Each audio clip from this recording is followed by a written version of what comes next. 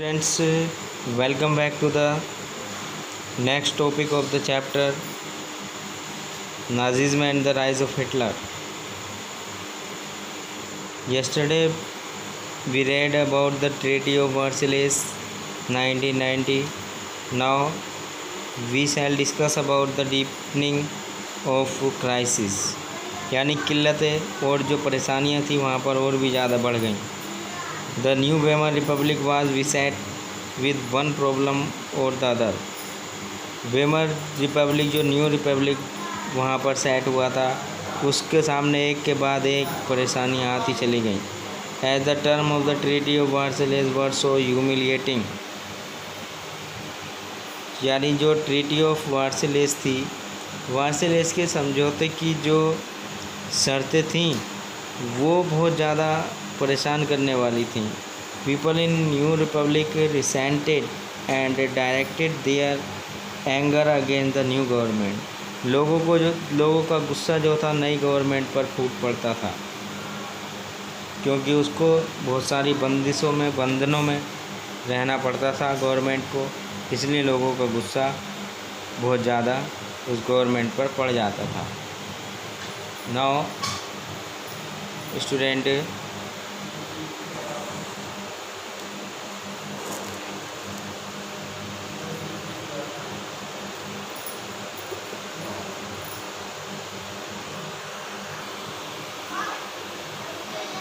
during early year there were several attempts at destabilizing the government. Government को हटाने के लिए पहले वर्षों में बहुत सारे प्रयास किए गए थे, दोनों ही तरह से. दोनों नहीं, कम्युनिस्ट ने एंड द राइट विंगर्स, जो राइट विंगर्स थे दोनों ने मिलकर जो थे अपना पूरा गुस्से के साथ प्रयास किया था गवर्नमेंट को हटाने का. The infant republic manage to survive these attacks, लेकिन जो नई रिपब्लिक थी वो किसी तरह से अपने जो सरकार थी उसको बचा पाने में सफल रही थी. The biggest challenge was that of managing a centred economy. सबसे बड़ा जो चैलेंज था वहाँ पर था जो बिखरी तुखरी इकोनॉमी अर्थव्यवस्था थी उसको संभालना. Apart from making the reparation payment to the allies, और साथ में ही उनको जो था एलीज जो थे उनको पेमेंट करना था. जो कम्युनिस्ट चैलेंज थे also came as a setback to the new republic. Communist challenge जो थे सेटबैक के रूप में न्यू रिपब्लिक के लिए आए थे. Radical communist leader Karl Liebknecht and Rosa Luxemburg were thinking in terms of bringing about a workers' revolution in Germany on the lines of Russian Revolution. आगे, encouraged by Bolshevik government in Soviet Russia. In leader को जो था Bolshevik government ने Soviet Russia में जो Bolshevik government थी उसने encourage किया था. तो क्या हुआ, ये लीडर जो थे for a show down on January 6, 1919, ये जो थे एक शो करने के लिए आ गए 6 जनवरी 1919 को.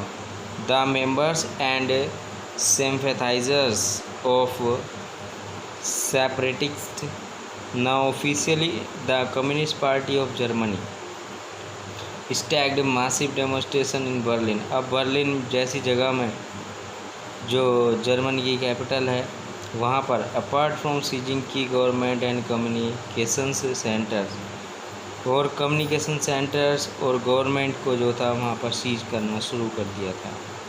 Ultimately the movement failed to reach its logical conclusion mainly due to lack of massive support among German workers, most of whom remain loyal to the independent socialist or the Abbott's more moderate and democratic vision of socialism. और जो movement था वो fail हो गया था, यानी logical conclusion तक पहुंचने के लिए मूवमेंट जो थे वो फेल रहे थे. क्योंकि उनके पास जो थी जर्मन वर्कर्स की फुल सपोर्ट नहीं थी, इसलिए जो मूवमेंट था वो असफल रहा था। आगे, confident mainly to Berlin, confined mainly to Berlin, the Spartacist revolt was suppressed within a week. लेकिन एक ही वीक के अंदर ये जो रिवोल्ट थी जर्मनी बर्लिन में, वो बहुत ही जल्दी दबा दी गई थी। देयर वाज अनदर अटैम्प्ट, एक बार और फिर से जो था रिवॉल्यूशन का कम्युनिस्ट पार्टी के द्वारा 1923 में जो था प्रयास किया गया, which made a similar fat, और उसका भी अंत ऐसे ही हो गया। आफ्टर वर्ल्ड वॉर के बाद और ट्रीटी ऑफ वर्साइलेस के बाद Germany economy was in tatter, Germany की जो इकोनॉमी थी, अर्थव्यवस्था थी, बिल्कुल टैटर, एकदम फटी हुई सी हो गई।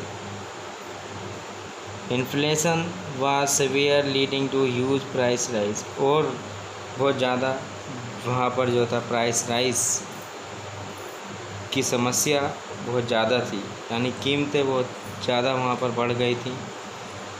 By the end of 1920s के एंड में जो वैल्यू थी जर्मन मार्क की had come down as by many 50 times, लगभग 50 गुना जो जर्मनी की मार्क की वैल्यू थी वो घट गई थी। The trend continued spiral downwards, और जो ट्रेंड था वो भी नीचे की ओर चलता चला जा रहा था।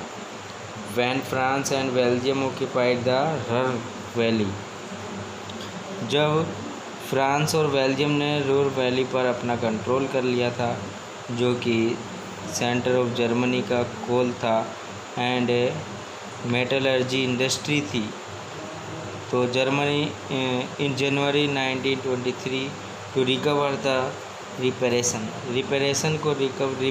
मतलब जो क्षति हुई थी, हानि हुई थी, उसको रिकवर करने के लिए फ्रांस के हाथ में वो हिस्सा जर्मनी का लग गया था। The economy move further downward, और इकोनॉमी जो थी वो भी फिर से और भी डाउन होती चली गई।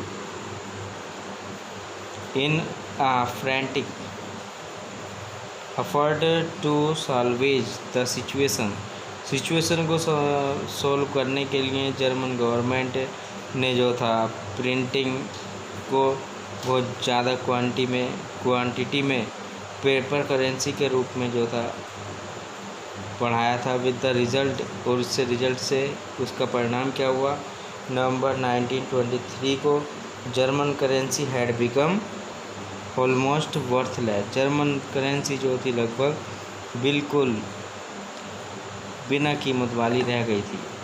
ऑन नवंबर 15, 1923 को जर्मनी इकोनॉमी बिल्कुल पूरी तरह से धराशायी हो गई थी। इट टुक 4.2 ट्रिलियन मार्क्स, इसको केवल 4.2 ट्रिलियन मार्क्स मिले थे to buy a single American dollar gain करने के लिए इसको 4.2 ट्रिलियन देने पड़े थे। The situation of hyperinflation took a heavy toll on the German society and polity, इससे जो था जर्मन सोसाइटी और पॉलिटी पर बहुत ही गहरा असर पड़ा था। बाय द एंड ऑफ 1923 के अंत तक a new currency was introduce, एक नई मुद्रा चलन में लाई गई। इन दिस सिचुएशन, इस स्थिति में million of German belonging to middle class, इस सिचुएशन में बहुत सारे जो जर्मन थे जो मिडिल क्लास को बिलोंग करने वाले थे और लोअर मिडिल क्लास को बिलोंग करने वाले थे, lost life time of their saving driving them, यानी जो भी उनके पास बचत थी वो सब समाप्त हो गई थी। इन देयर डेस्परेशन, अपनी निराशा में जो था उनको नाजी पार्टी की ओर जाना पड़ा था। हिटलर्स राइज टू पावर, अब हिटलर जो है पावर में आ जाता है। हिटलर का पावर में आना कैसे हिटलर पावर में आया। आप देख सकते हैं हिटलर के बारे में हम पहले से ही रीडिंग कर चुके हैं। हिटलर को जो था सुसाइड करना पड़ा था। ये चैप्टर के स्टार्टिंग में इंट्रोडक्शन में था पार्ट हिटलर से रिलेटेड। उसने नाजी पार्टी चलाई थी और अपनी लाइफ उसकी देखते हैं हम हिटलर की अर्ली लाइफ। सबसे बड़ा तानाशाह वर्ल्ड का उस समय में हिटलर था। अडोल्फ हिटलर का जन्म 1889 को ऑस्ट्रिया में लोअर मिडिल क्लास फैमिली में हुआ था and received a very ordinary schooling, और उसने बहुत ही सामान्य शिक्षा गेन की थी। आफ्टर हिज फादर्स डेथ, जब उसके फादर की डेथ हो गई थी, he attended a private art school in Munich. उसने म्यूनिक में एक प्राइवेट स्कूल अटेंड किया था। समवॉट लेटर, और उसके बाद he started living a tough life in Vienna, और उसके बाद उसने एक कठिन परिश्रम बिताया था वियना में 1904 से लेकर 1913 पर फॉर मेकिंग अ लिविंग। अपनी जीविका चलाने के लिए उसको बहुत ज़्यादा कठिन परिश्रम करना पड़ा था। इन वियना में क्या हुआ, he loved getting involve in political arguments directed against money lending, Jews and also the trade unions. So his dislikes had started taking roots very early in his life.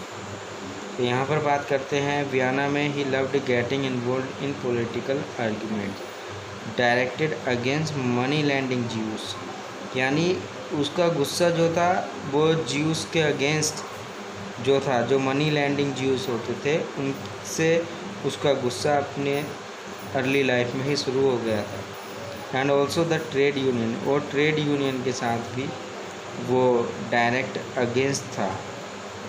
His dislike, उसका जो अपसंद होना था, had started taking roots very early in his life. उसकी dislike Jews लोगों के लिए उसकी डिसलाइक ने जड़ें जो थी उसकी माइंड में बना ली थी।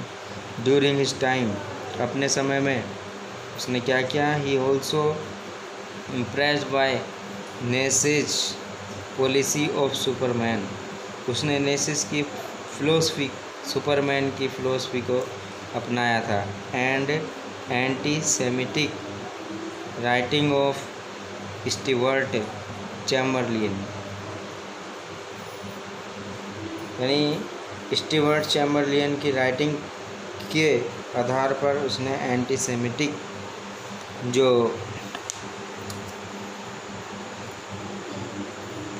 कंडीशन थी उसको भी उसने फॉलो किया था। तो ये थे हिटलर। हिटलर का गुस्सा ज्यूस लोगों के लिए क्यों फैला था, क्योंकि वो बहुत ज़्यादा मनी लैंडर होते थे और उस समय में हिटलर की जो कंडीशन थी वो ज़्यादा डाउन थी और अपनी जीविका चलाने के लिए उसको बहुत ज़्यादा परेशान होना पड़ा था। अब आगे हम यहाँ देख सकते हैं नेसेस